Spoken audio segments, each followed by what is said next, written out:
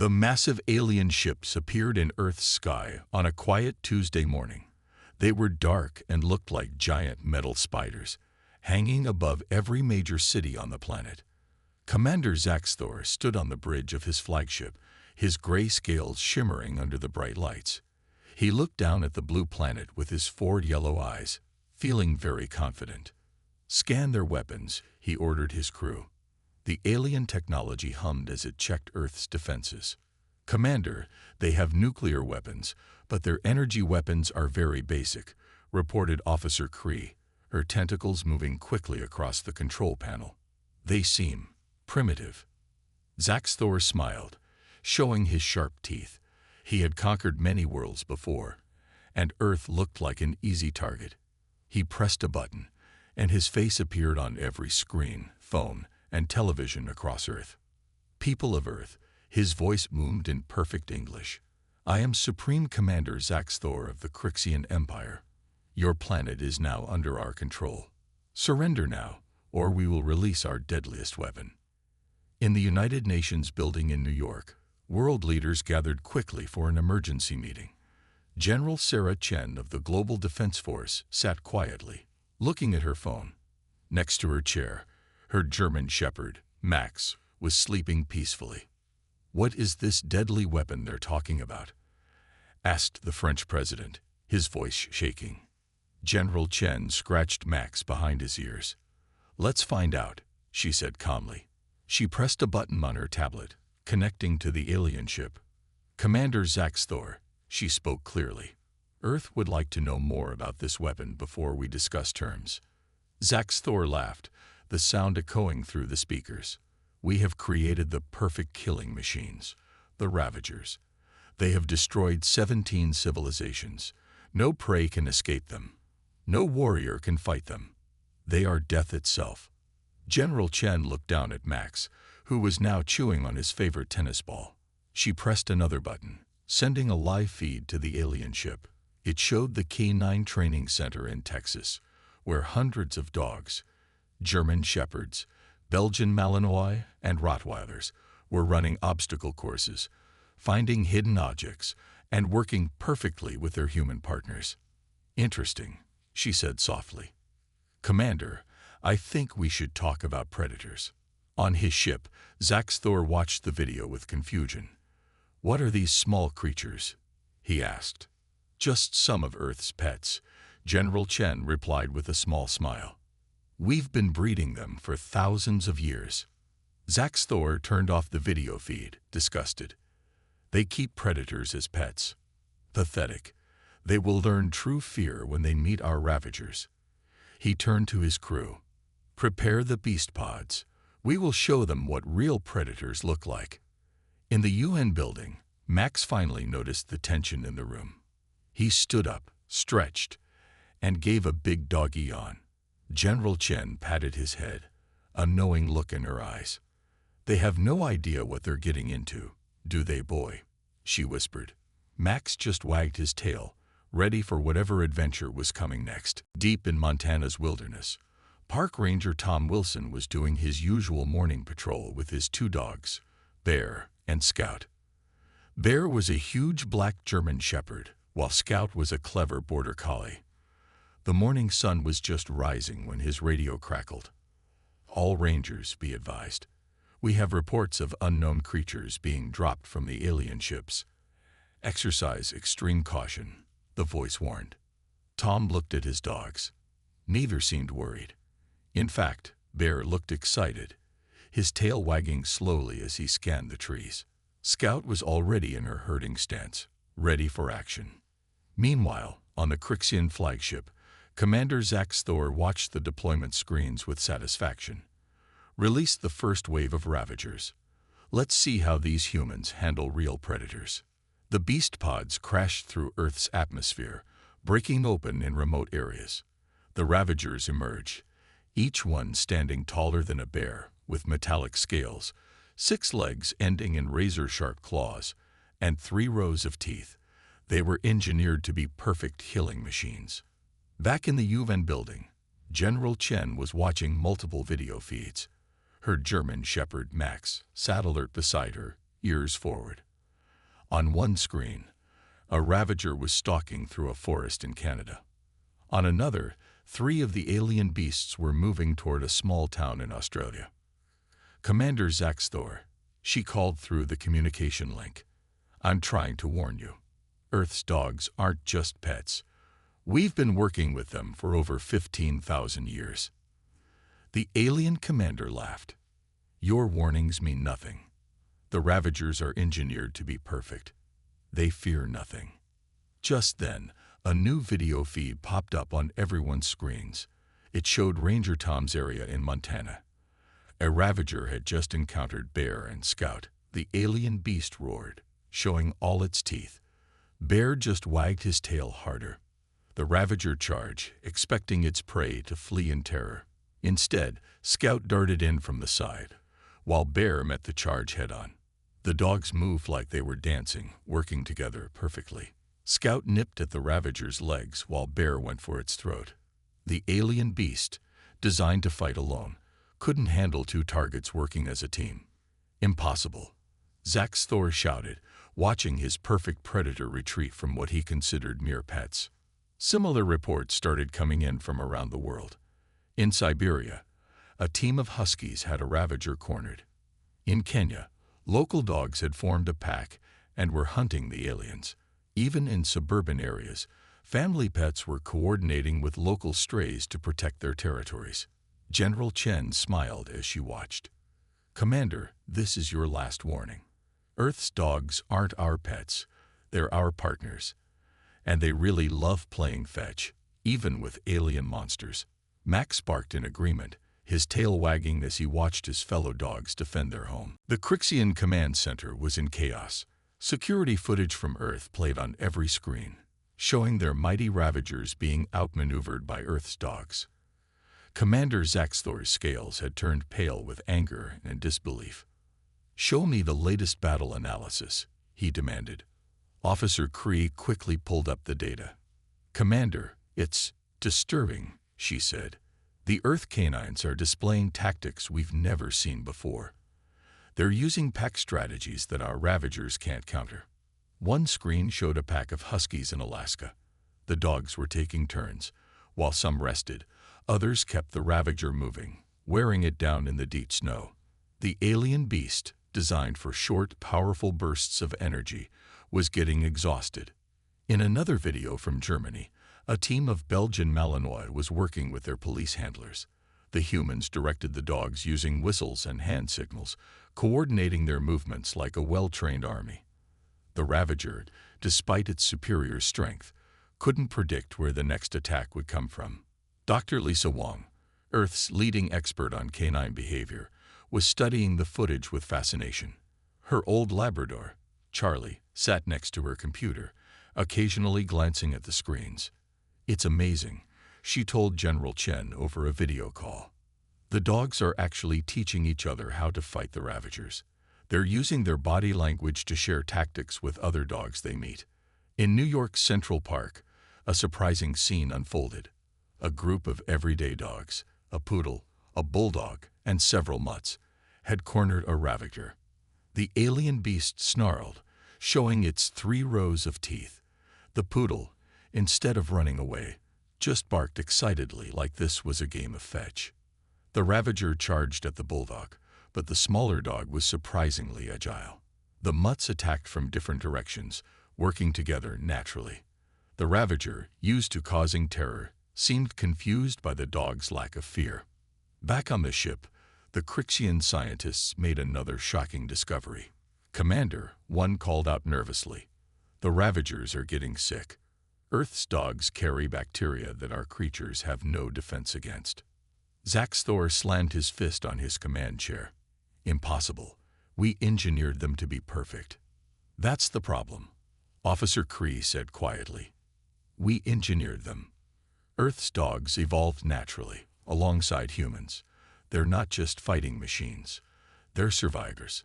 On Earth, videos of dogs protecting their homes from the alien monsters were going viral.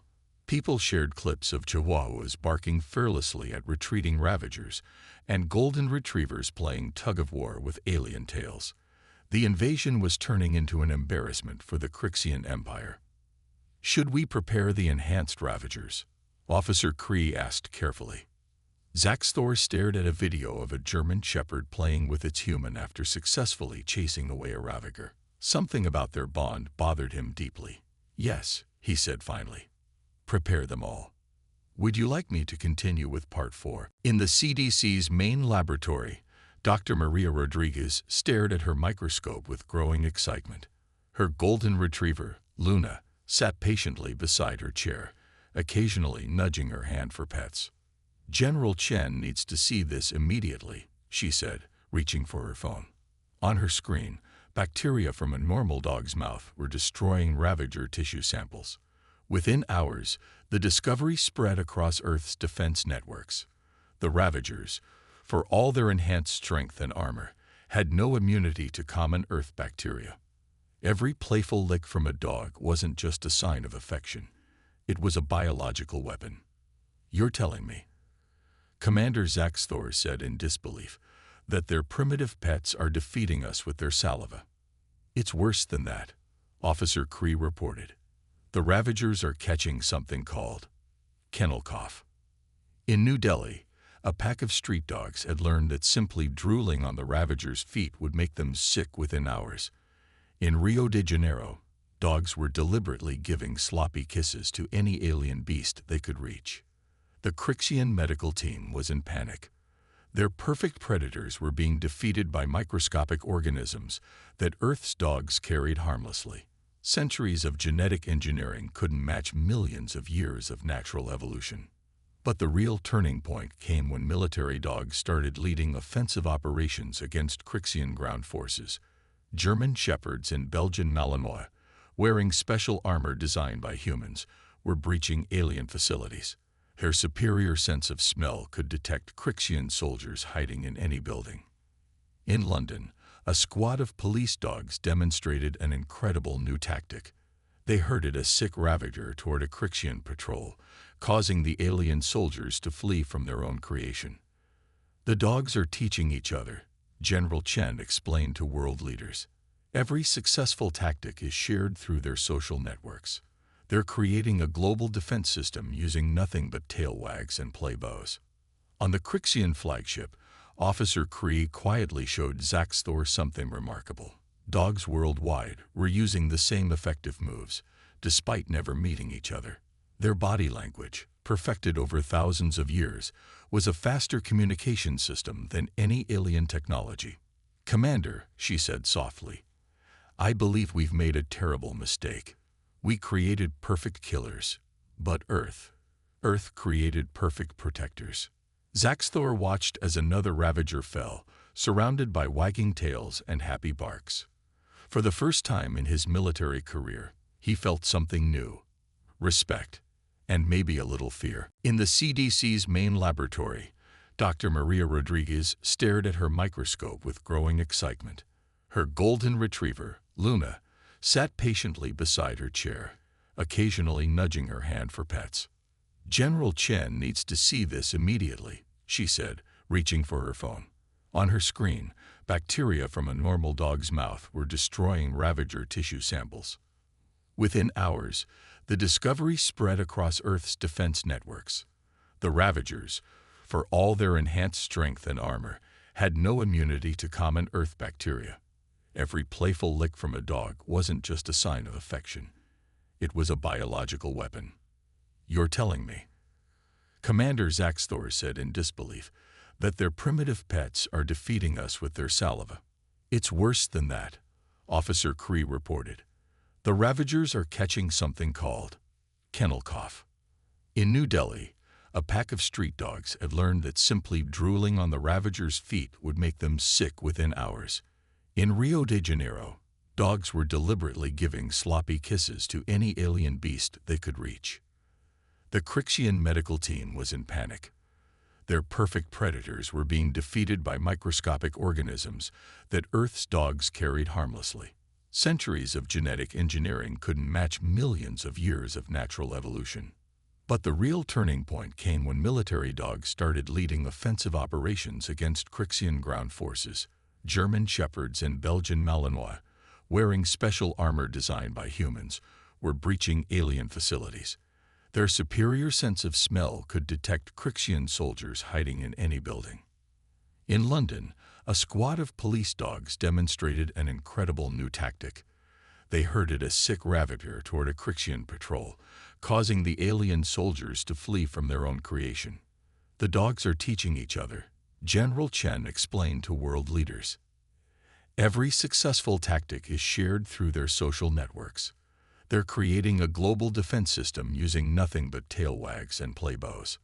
On the Crixian flagship, Officer Cree quietly showed Zaxthor something remarkable. Dogs worldwide were using the same effective moves, despite never meeting each other. Their body language, perfected over thousands of years, was a faster communication system than any alien technology. "Commander," she said softly, "I believe we've made a terrible mistake. We created perfect killers, but Earth created perfect protectors." Zaxthor watched as another ravager fell, surrounded by wagging tails and happy barks. For the first time in his military career, he felt something new: respect, and maybe a little fear. Commander Zaxthor sat in his command chair, forced by his own staff to watch Earth's historical records. Officer Cree had insisted it was necessary to understand their defeat. The screen showed scenes from ancient human history. "Watch carefully, Commander," she said, playing footage of early humans and wolves hunting together. This is where it began. The images showed how wolves chose to join human camps thousands of years ago. Some wolves stayed wild, but others formed a partnership with humans. These wolves slowly became dogs, changing not just in body, but in mind. 15,000 years of evolution, Officer Cree explained. Not engineering, not forcing, but choosing to work together. The screen showed hundreds of dog breeds, each developed for different purposes. Border Collies herding sheep with incredible intelligence. St. Bernards rescuing people from avalanches. Bloodhounds tracking lost children through forests. "Stop the video," Zaxthor ordered suddenly. The screen froze on an image of a small girl hugging a large dog. Why does the small human not fear this predator? Because it's not a predator anymore, Commander. It's family. Officer Cree pulled up more recent footage. Humans didn't just create hunting partners. They created beings capable of love, loyalty, and sacrifice. The evidence was overwhelming. Dogs guiding blind humans through busy streets. Dogs detecting diseases before any medical equipment could. Dogs diving into dangerous waters to save drowning strangers. Each image showed a different kind of intelligence than the Ravagers had. "Our Ravagers fight alone," Zaxthor said slowly, understanding finally dawning. "These dogs fight for others." "Exactly," said Officer Cree. "We engineered the perfect killers, but humans and dogs evolved into the perfect team. We never stood a chance." She showed him one final piece of footage. A military dog taking the hit meant for its human partner, then getting up to keep fighting. The dog's determination wasn't programmed or engineered. It was chosen, earned through thousands of years of trust and love. Zaxthor stared at his own clawed hands. His empire had conquered 17 worlds with the Ravagers, but they had finally met their match. Not just in Earth's dogs, but in the bond between humans and their four-legged partners. The humans, he said quietly, they didn't create weapons. They made friends. Officer Cree smiled. "Should I prepare the surrender documents, Commander?" Zaxthor nodded, still watching the footage of dogs and humans working together. For the first time, he wondered if his empire had been going about everything wrong. The surrender ceremony took place in a large conference room at the United Nations building in New York. Commander Zaxthor had insisted on meeting in person, though he seemed nervous about all the dogs present. General Chen's German Shepherd, Max, sat calmly beside her chair, watching the alien commander with curious eyes. "Before I sign," Zaxthor said, his scales shifting color with anxiety, "I have a request." The room went quiet. Even the dogs perked up their ears. "We want to learn. he continued, looking at the various dogs around the room. Our empire has only known how to create weapons. We want to understand how Earth created friends. General Chen smiled. Are you asking for our help in developing companion animals for your people, Commander? Yes, Zaxthor admitted. Our children have never known the comfort of a loyal pet. Our warriors have never experienced the joy of a wagging tail. We've been doing everything wrong. As if understanding the moment's importance, Max stood up and walked over to Zaxthor.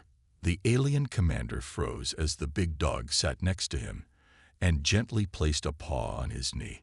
I believe, Officer Kree said, hiding a smile. The Earth expression is he likes you. The surrender document was unusual. Beyond the standard terms, it included a detailed agreement for Earth to help the Crixians develop their own companion species. Earth would send dog trainers, veterinarians, and animal behavior experts to help them understand the power of cooperation over domination. As Zaxthor signed the document, a young girl walked into the room carrying a small box with holes in it. Inside was a Labrador puppy with a blue ribbon around its neck. What is this? Zaxthor asked, staring at the wiggling puppy. Your first homework assignment, General Chen explained. Meet Scout. He's yours. The mighty alien commander, conqueror of 17 worlds, carefully picked up the puppy. Scout immediately licked his face, causing several humans to hide their laughter. The adoption papers are included, the girl said. He's had all his shots. As the Crixian fleet prepared to leave Earth's orbit, they received one final transmission, a photo of Commander Zaxthor asleep in his command chair, with Scout curled up in his lap. Officer Kree saved it as her screen background. The greatest weapon Earth had shared wasn't the dogs themselves, but the lesson they taught. True strength comes not from dominating others, but from learning to be good friends. The end.